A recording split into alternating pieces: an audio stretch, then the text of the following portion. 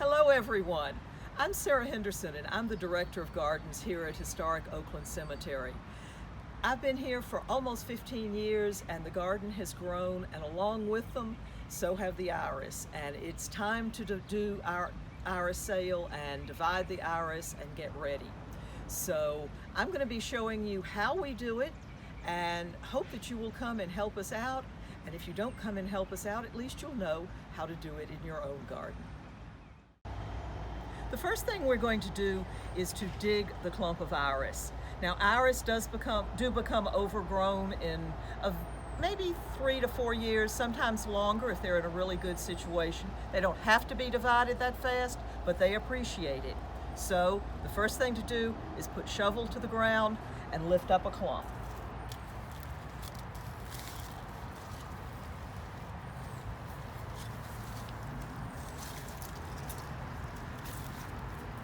You want to get the whole clump in one go.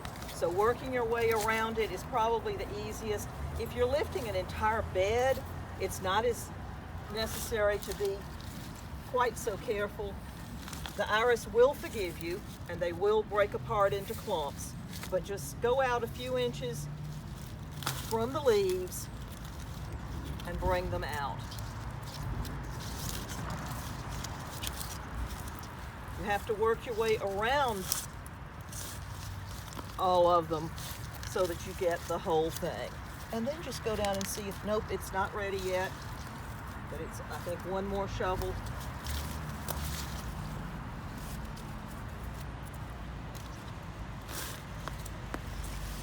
There we go. A nice clump of iris ready to divide. The first step after you get your iris out of the ground is to get rid of the excess dirt. And this can go right back into the hole. You see, I'm just kind of massaging it and the dirt falls right off. This is all you need to do if you're doing it for your own use. If you're doing them for gifts or for our iris sale or something like that, we'll also usually hose them off to get most of the dirt off so that they don't bring a lot of dirt home into someone's living room. But in the garden, it really isn't necessary. The purpose, if you can see it, is to get down to where you can see what you've got as far as the iris rhizomes. Once you've got your iris out of the ground and most of the dirt off of it, it's time to sit down and see really what you've got. And as you can see here, you've got multiple pieces. They've grown over each other. This is a sign that they're overgrown and that it's time to do some division.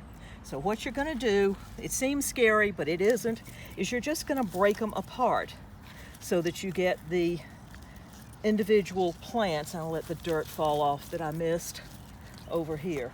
And so really what you've got is 3 different pieces to work with.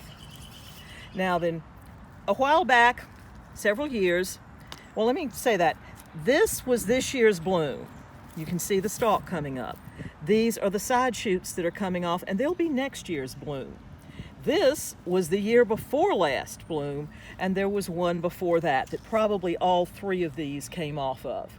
And the old one has died off, so it's just not there anymore. So you've basically got these 3 pieces left. Step number 1 at this point is to break them apart into individual plants. You can do this with a pair of clippers, you can do it with a sharp knife, you can do it with your hands. Just break it off. And all of a sudden you have 2 plants.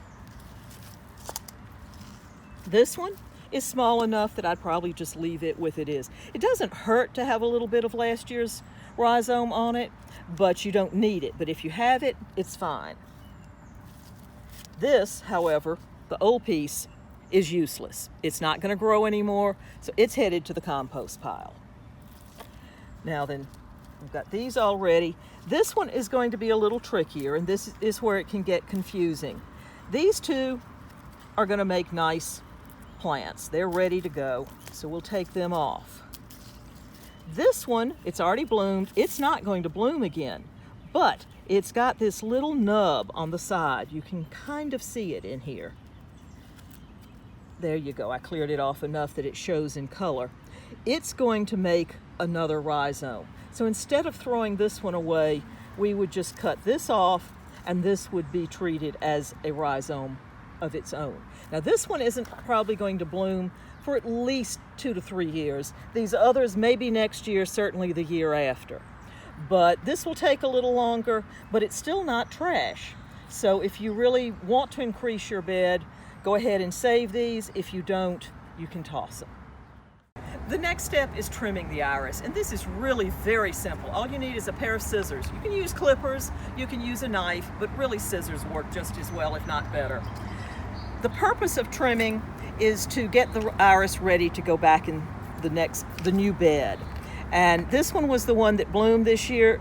Just cut that off. It's dead. And here is your finished rhizome. With the ones that have leaves on them, when you replant this, that's going to be top heavy. And it's also going to be a little like a sail that can be caught in the wind. So we trim those off just to reduce the likelihood of that. But we don't want to trim too low because it's still photosynthesizing and it will be storing energy in the rhizome for next year. So you don't want to just cut it all the way down. You want to give it 6 or 8 inches of leaf surface still exposed. The final step in dividing these is going to be to label them.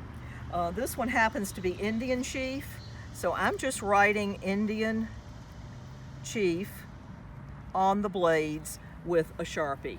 Sharpies work better than any other writing instrument because they hold on. That won't last terribly long, but what it will do is help you know what it is. So if you're working with more than one iris at a time, you can keep track of exactly who this is and where you want to plant it. When you're ready to plant your iris, it's important to pick a couple of things as far as your site. It's got to be full sun, and I do mean baking hot, full sun, and it's got to have good drainage. They don't really need rich soil, but they appreciate just a good average garden soil. But drainage and sun are the 2 keys to success with your iris. All you need to do to get started is to break up the soil where you are and lift it. Make sure that it's nice and loose, and then you're down to your hands. If it's really good soil like we have here, you can just tuck them in, get some soil up under them, make sure they've got a good firm foundation, but not too deep. You can see it's still up and some of the roots are uncovered, and then you just lightly cover the roots with the soil, but leave this rhizome where you can see it and spread the dirt out around it. And that will make it a very happy rhizome.